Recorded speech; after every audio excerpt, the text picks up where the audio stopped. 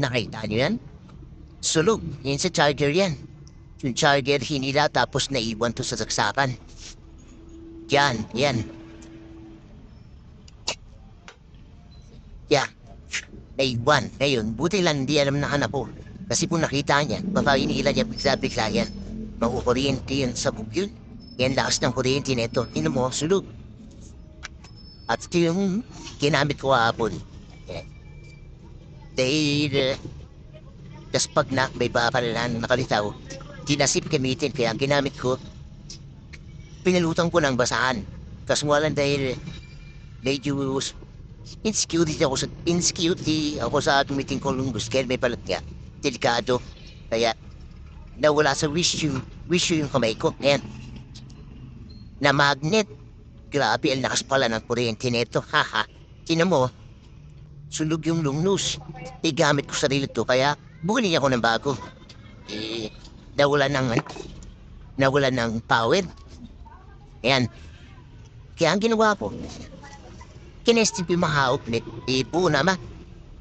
Kaya ang na-unfortunate ko, itong breaker na to, ang breaker niya ay 30 amperes at 20 amperes. Pero ang ginawa ko na lang, 15 amperes na lang para automatic mag-shut na agad kung sakaling may mga sunog, short circuit, kung ano-ano pang sahig ang mangyayari, tinatinasahan. Kaya gado Note yung mga charger natin. Pag punot ng punot, at ito pag naiwan to, delikado, pakahawa ka ng mga hanapin yung may mga bata. Naku, sunog ang hanapin yung mga kuryente. Kawawa, kayo pa masisisi mama muna, kaya better check nyo maigi. Ito, nare-repair naman to, pinanood ko sa YouTube, may mapapalit ng views. Kaso walang, di ko alam kung paano gawin yun, kasi wala matop nilyo. Kitislogayin ko bumili na lang ako ng bago. Ayan, bago na yung nakalagay dyan ito, 15 amperes. Plan yun na kaya, kinabit ko na yan kanina. Siyempre, i-off nyo muna yung main switch para walang ground na mangyayari. Walang ka pa.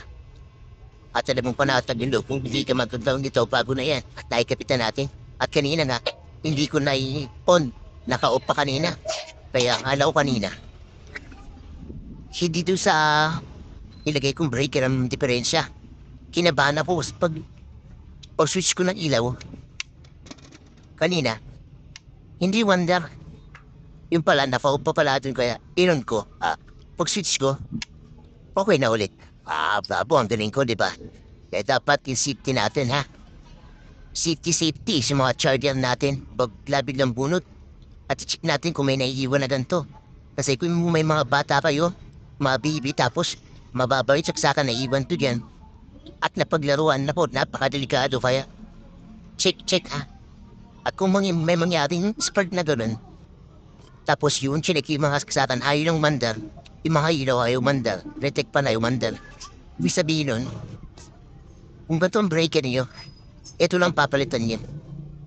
Kung sakaling wala namang nasundog na wire, ayun lang. Kasi ito, pag-automatic off to, may sira na to. Ayun na, safety precaution niya, kaya bibili kayo ng bentong bago. Ang gagamitin niyo yung maliit na amperes lang, 15 amperes lang para kung sakaling may short circuit, mag-automatic shut na siya bago walang sunod na mangyayari. Ayun lang, that's all.